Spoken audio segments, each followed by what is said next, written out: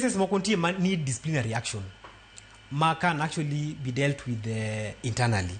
Koro cases more handle gin cases one cases madhi e court police nyaka bed prosecuted. To seche moko cases gi take long investigation, even evidence kata japiny mano biro keto statement koluonge mondo bi okeyo evidence seche moko ok wayudgi gilal ondiko statement to koro kiduoge mondo bi o justify 1 2 3 olal kata ondiko report koro kwa luonge mondo bi odik statement olal.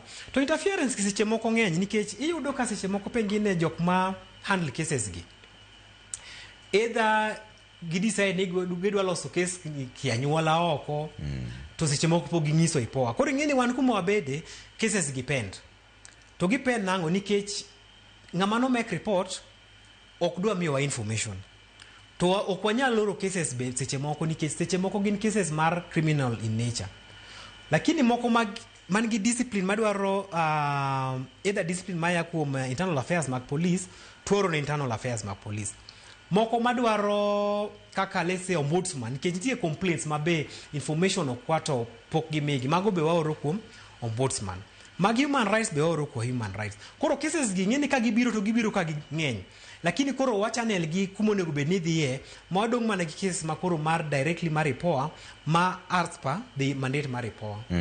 Inyalo wacho nang'o ni kuom jopiny maneno ka gima jo IPOA nigi winjruok moro gi obila ma ok ni kare nikech chieng' mane nek mar Albert Ojwang noneno ka jakom mar ochung' gi inspector general gi chung' kamoro achiel, mago jomonego bed nong'eyo to chako dhi chung' kodgi chalo ng'ama odhi ochung' gi wasigu mare. Koro jopiny wacho ni jo IPOA gi gin gi winjruok moro magalagala gi polis monego bed ni gin ema girango.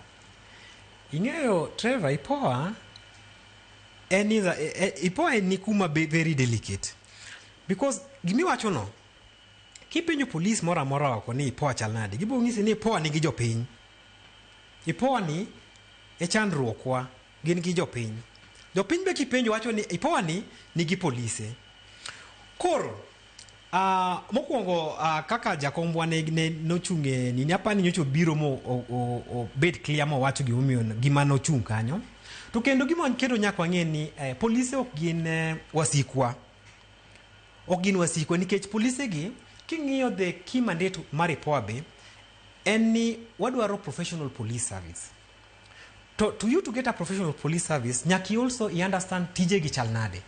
Koro polise gi kata kineno wago ok ni nitie gimoro amora madhi nyime nikech ok gin wasik IPOA.